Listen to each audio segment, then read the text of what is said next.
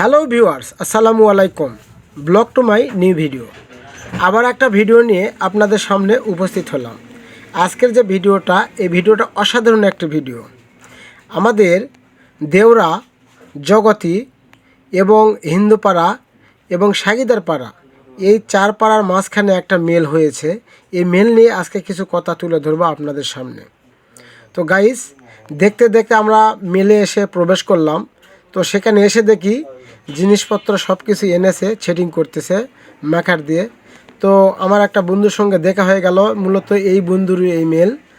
যাই হোক, বাইরে চাকরি করে এখানে এসেছে দেখার জন্য, সেটিং করতেছে নাকি।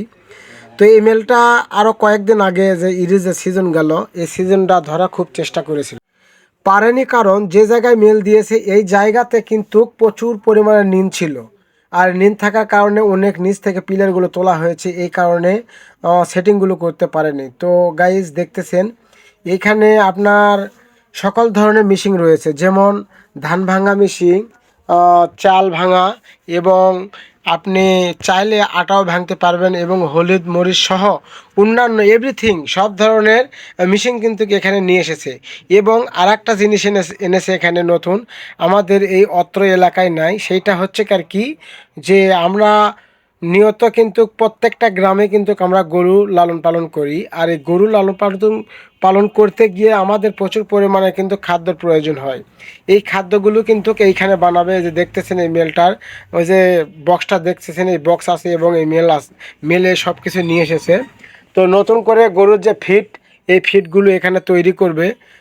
যাই হোক, আমাদের এই যে মেল এখানে তৈরি হচ্ছে, আমাদের একটা সৌভাগ্য, আমাদের কয়েকটা গ্রামের সৌভাগ্য। কারণ এই যে ইরিজের সিজনটা গেল, এই সিজনে কিন্তু প্রত্যেকটা, যেহেতু আমরা গ্রামে বাস করি, প্রত্যেকটা ঘরে ঘরে কিন্তু আমাদের ধান যেগুলো আছে সেগুলো মাড়াই করার জন্য কিন্তু দূর দূরান্ত যেতে হয়, সেটা আর যাওয়া লাগবে না।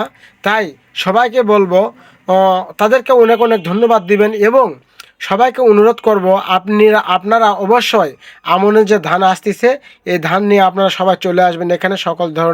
সকল প্রকার ধান এখানে ভাঙ্গা হবে, এবং ধান সহ বিভিন্ন ধরনের যা কিছু আছে এভরিথিং সব কিছু করা হবে। আর এই যে সামনে দেখতেছেন আমাদের একটা কমিউনিটি সেন্টার। আসলে ভিডিওটা করেছিলাম আমরা শুক্রবারে। এই শুক্রবার হওয়াতে কিন্তু এই কমিউনিটি সেন্টারটা আমরা বন্ধ পাই। তাছাড়া এখানেও কথা বলতাম সবাই নিয়ে। তো আমাদের সৌভাগ্য যে এখানে একটা কমিউনিটি সেন্টার আছে।